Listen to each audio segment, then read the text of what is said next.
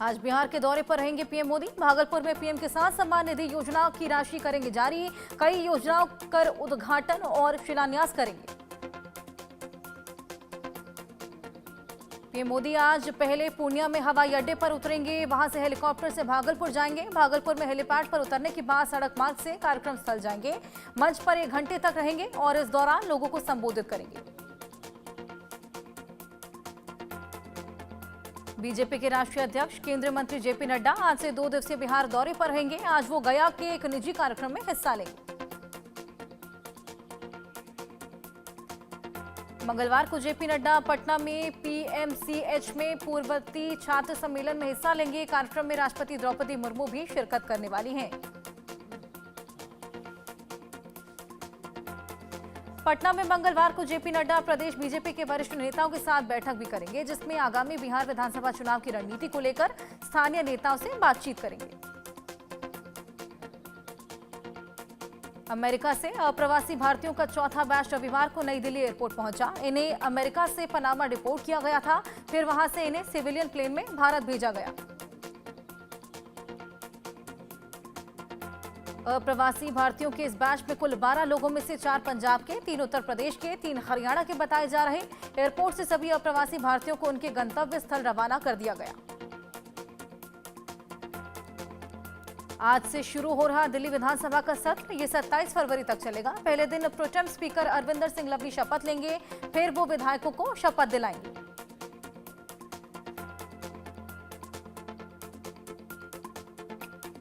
पहले दिन protem speaker Arvinder Singh Lovely शपथ लेने वाले हैं और फिर वो विधायकों को भी शपथ दिलाएंगे।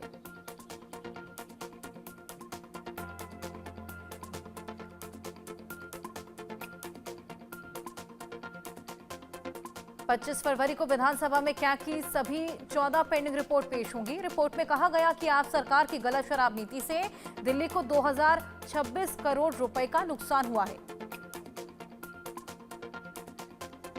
दिल्ली की पूर्व मुख्यमंत्री और कालकाजी से आप विधायक आतिशी विधानसभा में होंगी विपक्ष की नेता। रविवार को हुई विधायक दल की बैठक में केजरीवाल समेत सभी 22 विधायक मौजूद थे।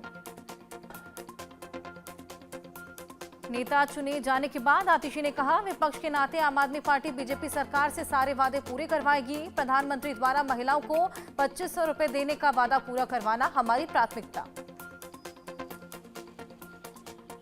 पार्टी के खिलाफ बगावती तेवर में दिख रहे कांग्रेस सांसद शशि थरूर, कहा मैं कांग्रेस में हूं, लेकिन अगर पार्टी को मेरी जरूरत नहीं तो मेरे पास भी विकल्प मौजूद हैं। हालांकि उन्होंने पार्टी बदलने की अफवाहों का खंडन किया। चैंपियंस ट्रॉफी के दूसरे मैच में भारत ने पाकिस्तान को 6 विकेट से हराया। दुबई में हुए इस मैच में पाकिस्तान ने 241 रन बनाए। जवाब में टीम इंडिया ने 42 ओवर में 4 विकेट खोकर टारगेट पूरा कर लिया। दुबई में हुए मैच में पाकिस्तान ने पहले बैटिंग चुनी और उसके बाद 49 ओवर में 241 रन बनाकर ऑल आउट हुई। जवाब में उतरी टीम इंडिया ने 4 विकेट खोकर 42 ओवर में पाक को करारी शिकस्त दी। विराट कोहली की पहली सेंचुरी के दम पर भारत ने पाकिस्तान को घुटने पर ला दिया। कोहली ने जमाया शतक, क्रीज पर उन्हें श्रेयस अय्यर और शुभमन गिल का बखूबी साथ मिला। नंबर 3 पर उतरे विराट कोहली ने संभलकर बैटिंग की। शुभमन गिल के साथ 69 और श्रेयस अय्यर के साथ कोहली ने 114 रन की पार्टनरशिप की और आखिर तक टिके रहे। 43वें ओवर में खुशदिल शाह के खिलाफ चौका लगाकर विराट कोहली ने अपनी सेंचुरी पूरी की और शतकीय पारी के साथ उन्होंने वनडे में 14,000 और इंटरनेशनल क्रिकेट में 27,500 रन भी पूरे कर लिए। इसके साथ ही विराट कोहली पाकिस्तान के खिलाफ Asia cup, one day world cup और चैंपियन ट्रॉफी में शतक बनाने वाले दुनिया के पहले खिलाड़ी बन गए हैं। भारत के 100 रन पर 2 विकेट गंवाने के बाद श्रेयस ने पारी संभाली। तेजी से बैटिंग कर 67 गेंद पर 56 रन बनाए। कोहली के साथ 114 रन की पार्टनरशिप की और टीम को जीत के करीब पहुंचाया। टीम इंडिया को हार्दिक ने पहला विकेट दिलाया। उन्होंने बाबर आजम को कॉट बिहाइंड कराया, फिर सऊद शकील का बड़ा विकेट लिया जो क्रीज पर जमे थे और 50 लगाए। कुलदीप शुरुआती 5 ओवर में एक भी विकेट नहीं ले सके, लेकिन इसके बाद उन्हें सलमान आगा का कैच कराया। इसके बाद उन्होंने शाहीन अफरीदी, नसीम शाह के विकेट चटकाए। पावर प्ले में 2 विकेट गंवाने के बाद पाकिस्तान ने मिडिल ओवर्स में बेहद धीमी बैटिंग की। मोहम्मद रिजवान और सऊद शकील ने 114 गेंद पर 104 रन की पार्टनरशिप की। टीम 11 से 40 ओवर के बीच 180 गेंद पर 131 रन ही बना सकी। पाकिस्तान की टीम से सऊद शकील इकलौते बल्लेबाज रहे जिन्होंने 50 लगाई। उन्होंने 62 रन बनाए, लेकिन उन्होंने दूसरे एंड से किसी भी प्लेयर का साथ नहीं मिला, जिस कारण पाक टीम बड़ा स्कोर नहीं बना सकी। चैंपियंस ट्रॉफी में भारत की बम्पर जीत का जश्न जम्मू कश्मीर के जम्मू में लोगों ने मनाया है और बड़ी संख्या में लोग सड़कों पर उतरे और जमकर आतिशबाजी की। दिल्ली की टीम इंडिया की जीत का जश्न मना रहे लोगों ने भारतीय को बधाई दी है। हमारे पास कहने के लिए शब्द नहीं है, ये भारत की ऐतिहासिक जीत है। दुबई इंटरनेशनल क्रिकेट स्टेडियम में भारत ने चिर प्रतिद्वंदी पाकिस्तान को हराकर बम्पर जीत दर्ज की है और इस खुशी में झारखंड की राजधानी रांची में टीम इंडिया के प्रशंसकों ने जमकर जश्न मनाया। पाकिस्तान पर भारत की जीत के बाद चेन्नई में प्रशंसकों ने जश्न मनाया। बड़ी संख्या में लोग सड़कों पर उतरे, वाहनों के हॉर्न बजाकर जीत का जश्न मनाया। भारत ने दुबई इंटरनेशनल क्रिकेट स्टेडियम में चिर प्रतिद्वंदी पाकिस्तान को हराया। बम्पर जीत का जश्न अहमदाबाद में लोगों ने सड़कों पर उतरकर मनाया।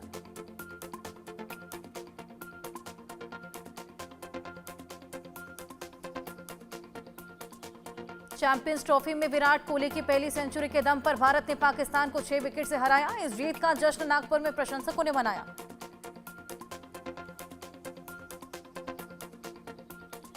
जर्मनी में विपक्षी कंजर्वेटिव नेता फ्रेडरिक मर्ज बने जर्मनी के नए चांसलर। ओलाफ शोल्ज ने अपनी पार्टी का चुनाव में हार स्वीकार की। फ्रेडरिक मर्ज को जीत की बधाई दी।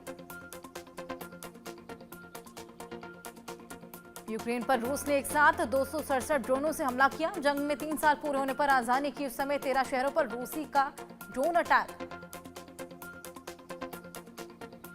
यूक्रेन के एयरफोर्स कमांड के प्रवक्ता यूरी इग्नात ने कहा कि पहली बार है जब रूस ने एक साथ इतने ड्रोन दागे। यूक्रेनी का दावा है कि रूस ने 3 बैलिस्टिक मिसाइलें भी दागी हैं। रूस के इस हमले में यूक्रेन की कई इमारतों को भारी नुकसान। खेरसोन में 2 लोग मारे गए, वहीं अब तक दर्जनों लोगों के घायल होने की भी खबर है। रूस पर यूक्रेन ने जवाबी हमला किया, लेकिन उससे सभी 20 ड्रोन को रूसी सेना ने मार गिराया है और इस तरह यूक्रेन का रूस पर हमला नाकाम रहा।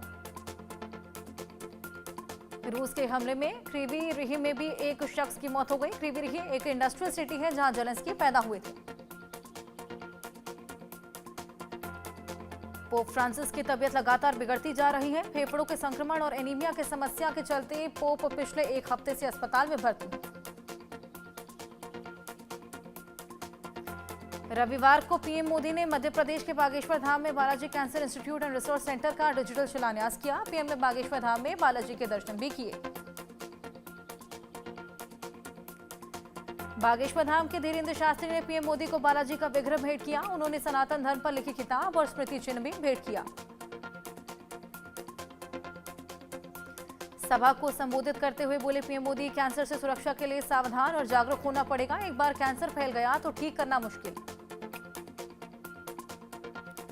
पीएम मोदी ने कहा, कैंसर छुआछूत की बीमारी नहीं, कैंसर का खतरा बीड़ी, सिगरेट, गुटखा, तंबाकू, मसाले से बढ़ता है। इसलिए कैंसर फैलाने वाले इन सभी नशे से सबको दूर रहना चाहिए। प्रयागराज में चल रहे महाकुंभ को पीएम मोदी ने एकता का महाकुंभ बताया। कहा, इसमें देश भर से आए लोगों की आंखों की जांच मुफ्त हो रही। पंडित धीरेन्द्र शास्त्री ने कहा, भारत अब विश्व मित्र की भूमिका निभा रहा। पाकिस्तान वाले भी कह रहे, हमें भी वापस बुला लो और आज पूरी दुनिया स्वागत कर रही। Madhya Pradesh global investor summit आज से होगा शुरू। PM Narendra Modi investor summit का शुभारंभ करेंगे। ग्लोबल इन्वेस्टर समिट में सहभागिता के लिए दुनिया भर से 25,000 से पंजीकरण मिले हैं। 50 से अधिक देशों के 100 से ज्यादा विदेशी प्रतिनिधि इस सम्मेलन में शामिल होंगे। श्रीशैलम लेफ्ट बैंक नहर परियोजना की सुरंग में फंसे 8 मजदूरों को अब तक नहीं मिल पाई राहत। बचाव दल वहां पहुंचा जहां हादसे के दौरान सुरंग खोदने वाली मशीन कर रही थी काम।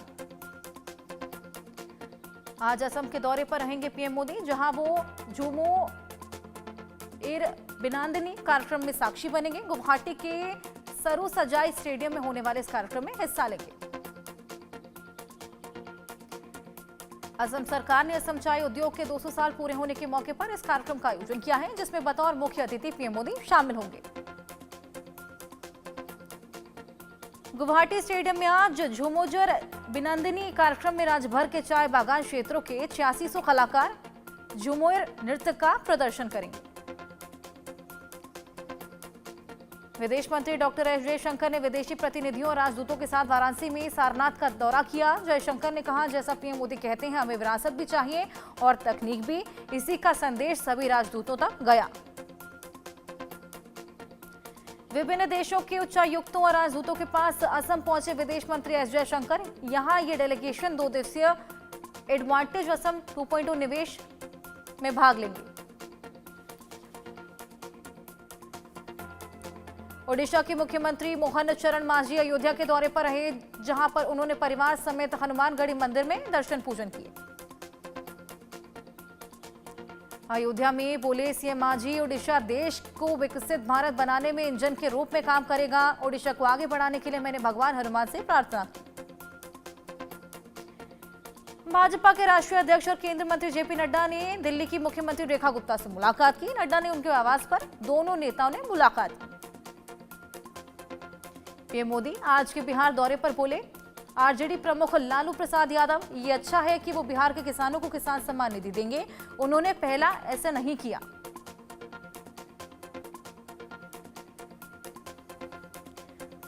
उत्तराखंड के सीएम धामी ने महासू देवता मंदिर में पूजा अर्चना की। राज्य के निवासियों के लिए सीएम ने मंगल कामना की। रेल मंत्री अश्विनी वैष्णव ने नई दिल्ली रेलवे स्टेशन जाकर व्यवस्थाओं का निरीक्षण किया। महाकुंभ के अंतिम पड़ाव पर होने वाली रेलवे के इंतजामों के बारे में अधिकारियों से बातचीत। रेल मंत्री ने कहा, नई दिल्ली रेलवे स्टेशन में पहुंचकर नियंत्रण और भीड़ नियंत्रण से संबंधित कई कदम उठाए गए हैं। स्पेशल ट्रेनों की व्यवस्था की जा रही है। रविवार को 6 स्पेशल रेलों का संचालन किया गया। तमिलनाडु के उप मुख्यमंत्री उदयनिधि स्टालिन ने मुख्यमंत्री एमके स्टालिन की जयंती समारोह कार्यक्रम में शिरकत की और इस दौरान उन्होंने चेपक विधानसभा क्षेत्र में जनता को कल्याणकारी सहायता भी बांटी।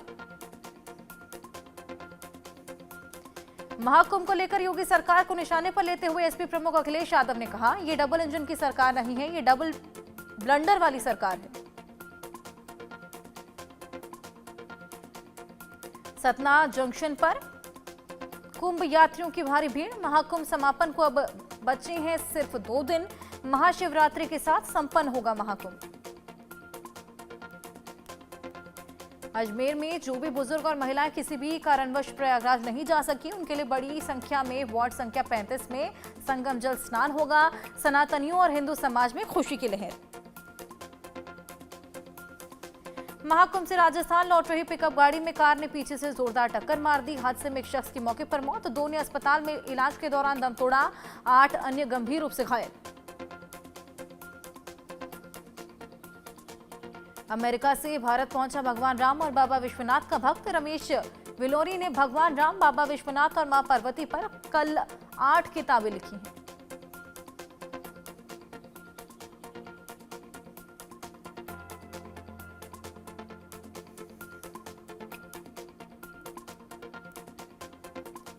कैमूर के चिलबिली में जीटी रोड पर खड़े ट्रक से टकराई स्कॉर्पियो। हादसे में महिला समेत 3 लोगों की मौके पर मौत, 4 लोग गंभीर रूप से घायल। महाकुंभ से स्नान कर वापस लौट रहे थे स्कॉर्पियो सवार।